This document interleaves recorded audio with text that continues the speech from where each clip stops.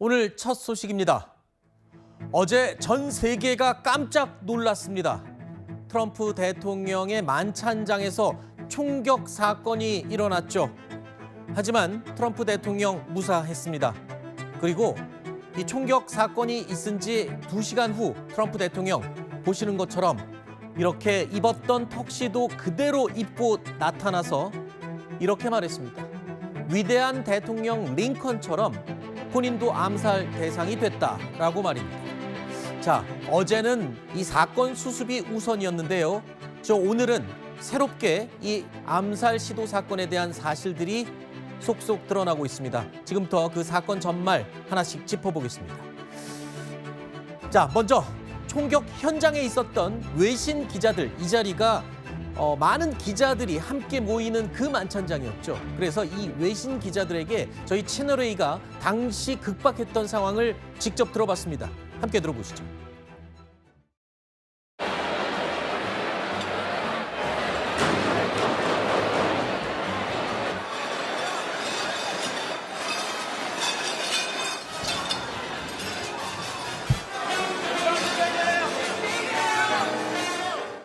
I think I heard 3 or 4. I wouldn't quote me on that, but I heard pop, pop, pop, pop.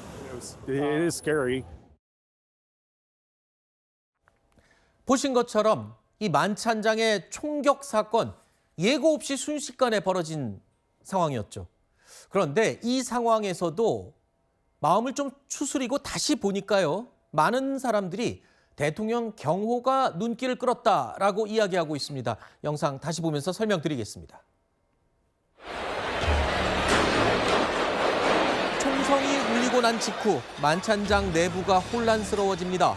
검은색 연미복 차림의 비밀 경호국 요원이 재빠르게 움직이는데요.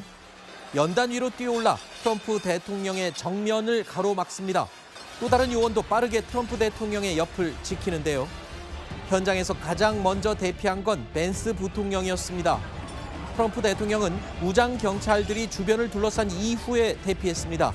이동하다가 주저앉은 듯한 트럼프 대통령을 요원들이 부축해서 빠져나가는 모습입니다. 여러분은 어떻게 보셨습니까? 전문가와 함께 이 얘기 짚어보도록 하겠습니다. 저는 저 장면을 보면서 처음엔 경황이 없이 저도 상황을 봤지만 나중에 언론에 반복되는 영상을 보면서 몇 가지 좀 이상한 게 있었습니다. 네. 첫 번째, 경호원들이 온몸으로 트럼프 대통령을 막는 장면은 굉장히 인상적이었습니다. 네. 그런데 두 번째 좀 의아함이 들었던 거는 벤스 부통령은 경호원들이 긴박하게 끌어서 대피를 시켰는데 네. 트럼프 대통령은 먼저 에워싸고 벤스 부통령 다음으로 대피를 시켰거든요. 그랬죠? 이게 혹시 매뉴얼상에 순서가 정해진 건지 이게 제대로 지켜진 건지 좀 궁금하더군요. 예, 뭐 백악관 그 경호 매뉴얼이 정확히 어떻게 돼 있는지, 뭐 대통령, 부통령을 순서를 나눠서 대피시키도록 돼 있는지는 뭐 확인하기 어렵습니다만 일단 제가 추정컨대는 일단 대통령을 보호하는 게 우선이니까. 네. 지금 경호원이 연면복을 입은 그 경호원이 앞에서 막고 근데 옆에서 막았거든요. 네. 그러니까 우선 대통령을 보호하는 게 1차고 그다음에 아마 그 위급 상황에서 대통령이든 부통령이든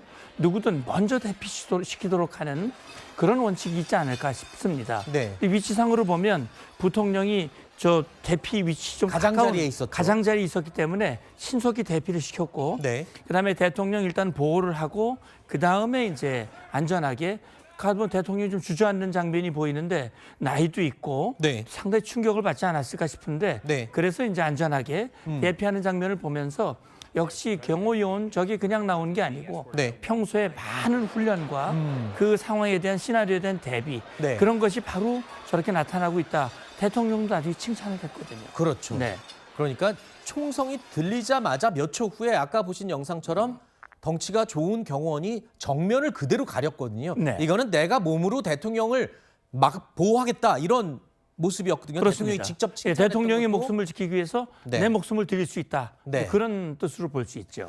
자, 그런데 당초에 이런 일이 벌어지도록 하지 말았어야 한다는 지적이 나옵니다. 쉽게 말하면은 이런 얘기가 있죠.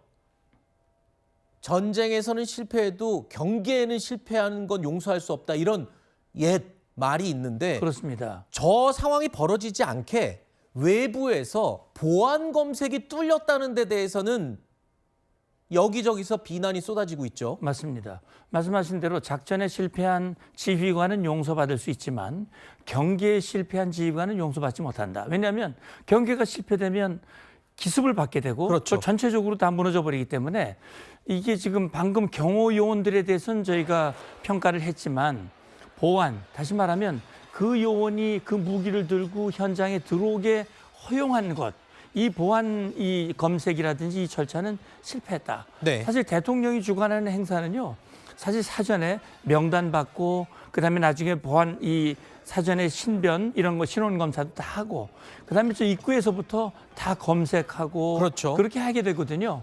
근데 지금 이 인원이 그 무기를 들고 들어오면서 뭐 보안 검색대에서 이 짐도 수색받지 않고 그냥 통과됐다는 하는 것에 대해서 이 경호 요원들에 대해서 굉장히 오만하다라는 걸 느꼈다라는 것을 지금 그 얘기를 하고 있거든요.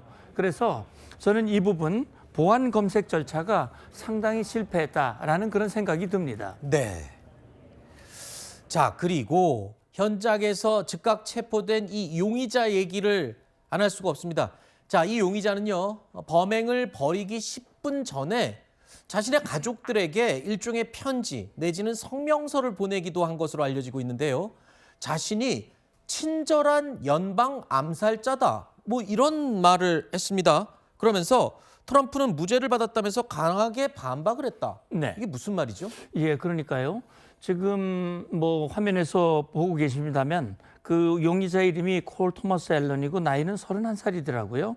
근데 이 사람이 하는 얘기가 소아 성애자, 강간범, 반역자 그들의 범죄를 지금 지적을 했거든요. 네. 이건 마치 트럼프 대통령을 지목한 듯한 그런 아하. 표현이에요. 그래서 이런 것을 그냥 두고 볼 수 없어서 자기가 이 집단 범죄에 대해서 자기가 뭔가 조치를 하겠다라는 것인데 트럼프 대통령은 이건 정신 나간 사람의 헛소리다. 네. 그런 얘기를 하면서 나는 그 모든 그런 혐의점에 대해서 다 무죄로 인정을 받았다라고 하는 것을 지금 명확하게 얘기를 하고 있는 것이죠. 네. 근데 저 지금 용의자 지금 사진에도 보고 계시지만 엎드려서 체포된 직후의 모습입니다만 캘리포니아 공과대학에서 석사 학위까지 받았고 네. 교육업체 그러니까 학원에서 강사로 고등학생들을 가르치면서 이달의 강사까지 선정됐던 한마디로 지식인이잖아요. 그렇죠. 그리고 글쎄요 많이 배운 사람으로 네. 좀 확인이 되고 있는데 굉장히 특이한 건가요? 어떻습니까? 테러범으로 분류할 때. 예, 그러니까 어떻게 보면 정상적인 사람이 어떻게 이런 일을 할 수 있을까? 네. 저는 의문점이 들지 않을 수가 없거든요. 네.